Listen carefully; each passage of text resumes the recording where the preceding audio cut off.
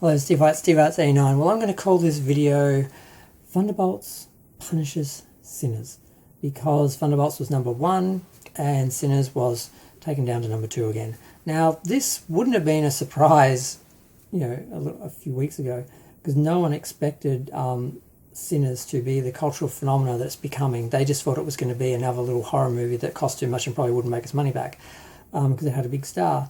But no, it became a cultural phenomenon. It basically got one of the smallest drops ever in Hollywood and certainly in horror, and made a fortune. It had like a 4.8% drop, so it was huge. Now this weekend it made 33 million in its third weekend, so it's only a 28% drop, which is still pretty amazing for even a second week, let alone a third week. It's made 179.7 million domestic. Now, Warner Brothers said they'd be happy with 170 million, which doesn't make sense because the break-even point with the budget and the advertising would be about 225 million, is estimated by certain people like Grace Randolph. So I'm going to go with that because apparently it was a $90 million budget plus some advertising, so that works out about right. So the fact they only wanted 170 million doesn't make sense, but they've already made that 179.7 million. 57 overseas, which is not a lot overseas because, people are racist, but 236.7 million for the global. So that's okay. For a little horror movie, sure. It's becoming a phenomenon in America, certainly, and doing well internationally. But so that was number two. Not really surprising, but there was a little bit of, I think, insecurity because Thunderbolts was sort of getting some bad press about it being a sort of, bait and switch Black Widow 2 and stuff like that. And a lot of people were criticising it for having a therapy session at the end instead of a big action scene. And a lot of people were just attacking it. A lot of the usual suspects attacking it for not being the conventional, mindless, patriarchal, Hollywood formulaic picture like they all seem to want. But yeah, so let's look at how Thunderbolts did. Now, Thunderbolts made 76 million. It was estimated to make between 63 and 77, so it's just a little under where they were hoping it would get to. Some people would have been, I think, comfortable with 70, but they were projecting 77, so to get to 76 is a little disappointing, but, it's less than Captain America. It's less than, I think, Ant-Man and a few other films. They're comparing it to all the lower sort of opening Marvel films. Captain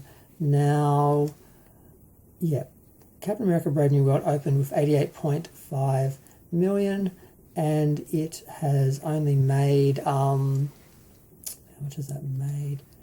It's made 415 international, only 200 domestic just, and 214 international, so that's struggling.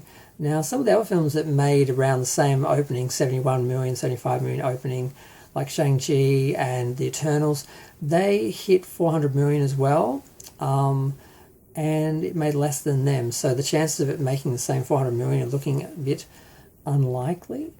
So it looks like it's going to be less successful than some of these other films. Now, Shang-Chi, it should be credited, was released during the you-know-what, so the fact it did that well is pretty amazing, and everyone liked it, and people all seem to be wanting a second film, and they are suggesting they're going to do one, but they are dragging their legs really bad, and so we'll see about that.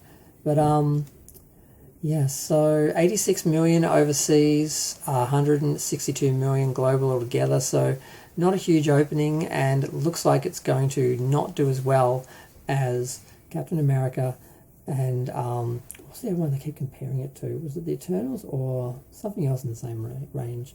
But I mean, I'm not surprised Captain America didn't do well, because aside from all the racist people and that, just regular people I think are looking at that character and going, how is he Captain America without the super serum? How can just a regular black guy put on the costume and throw the Viridium shield around and everything? It doesn't make sense to me just as a normie. Now, maybe it's explained in the film.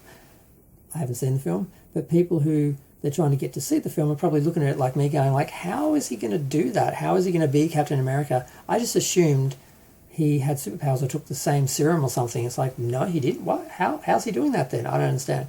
So I'm guessing some people have had that same reaction. Now, what else was there about the Thunderbolts? Not much more, just they did okay. They slightly under the estimate and opening smaller than some other films that haven't done very well, like Doctor Strange and that. Some of the other films that opened around 88 million made around 600 million, but the ones that opened around 70 million, they made around 400 million. So the fact this has opened a little bit below them, and some of them that got to 400 million had bigger openings as well. So it's not looking good overall. And yeah, and with the whole new tariff situation, with the next film being made in London that they just started filming, they might be better off to shut down and move back to America and start doing the film here, because that could be a huge problem, but we're not even going to get into that. I'm going to go. Feel free to share, like, comment, subscribe. Let me know what you think of this weekend's new number one, and how much more legs Sinners could have.